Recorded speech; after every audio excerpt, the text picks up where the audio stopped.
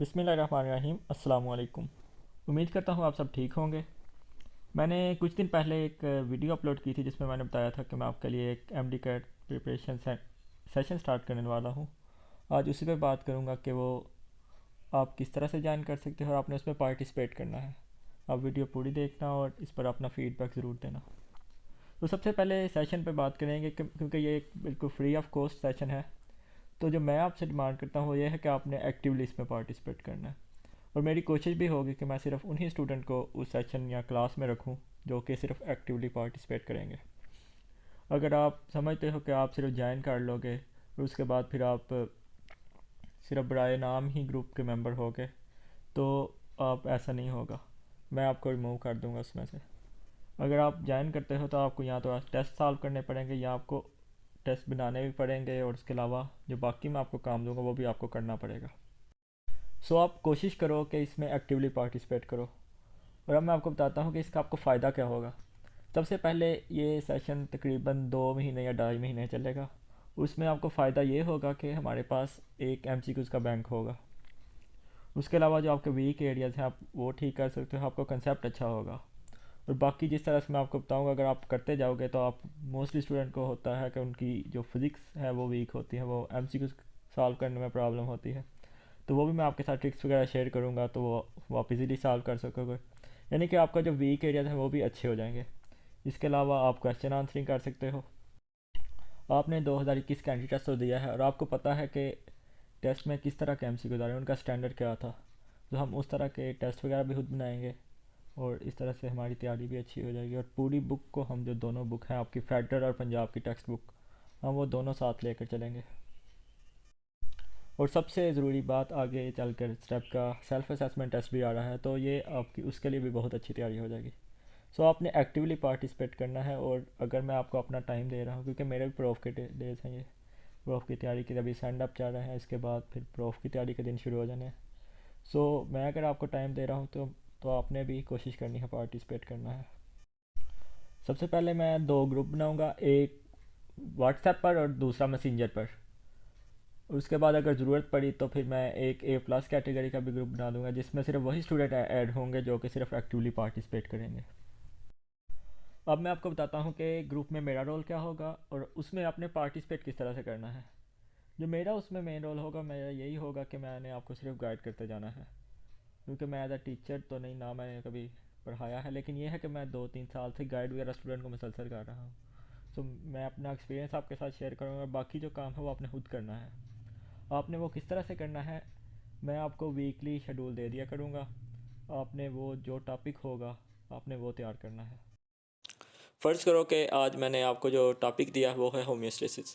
आपने किस तरह से करना है, आपने सबसे पहले उसका लेक्चर सुनना है। अगर आपका पास लेक्चर नहीं है तो आप वो यूट्यूब से कोई भी लेक्चर सुन सकते हो। अगर आपका कंसेप्ट अच्छा है फिर तो आपको ज़रूरत ही नहीं। उसके बाद आपने क्या करना है, आपने बुक रीडिंग करनी है और साथ में आपने नोट्स बनाने हैं। अगर है तो आप वो रीड कर सकते हो।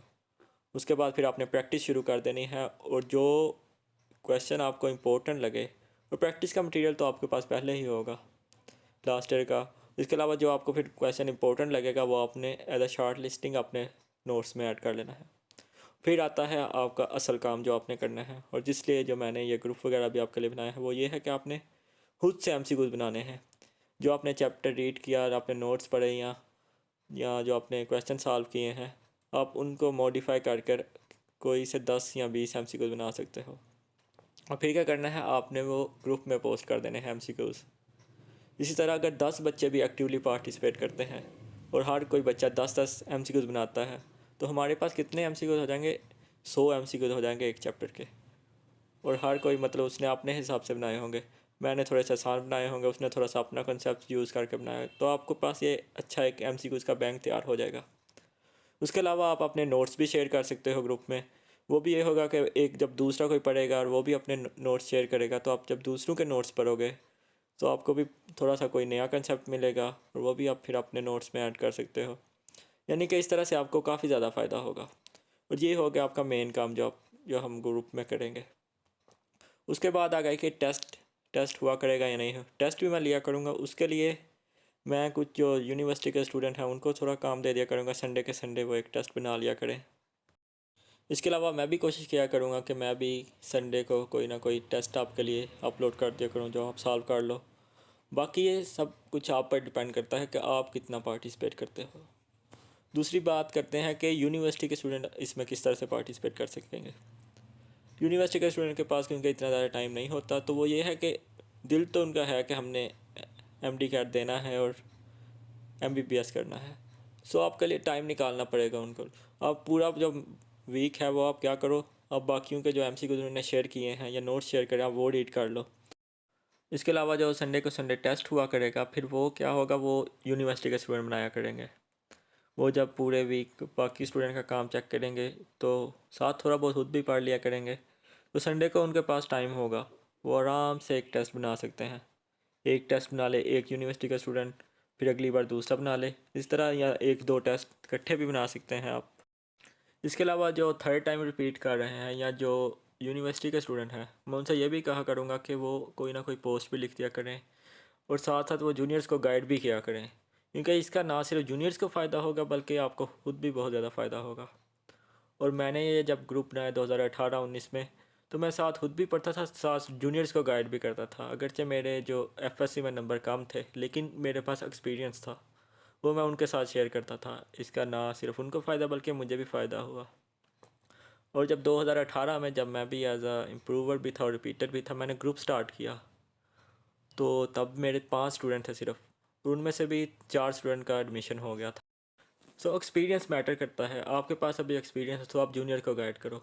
मेरे पास एक्सपीरियंस है, मैंने इस साल जैसे कि वो भी मेरिट लिस्ट भी प्रेडिक्ट किया, तो वो उसी के ही पास था, कोई 0.001 का डिफरेंस था। सो ये चीज़ें एक्सपीरियंस से आती हैं। आपके पास अगर अभी एक्सपीरियंस है, आपने 2 बार टेस्ट दिया है, पीएमसी का दिया होगा, कुछ ने यूएचएस वाला भी दिया होगा 2019 का, सो आप अब दूसरों को अच्छी तरह से गाइड भी कर सकते हो।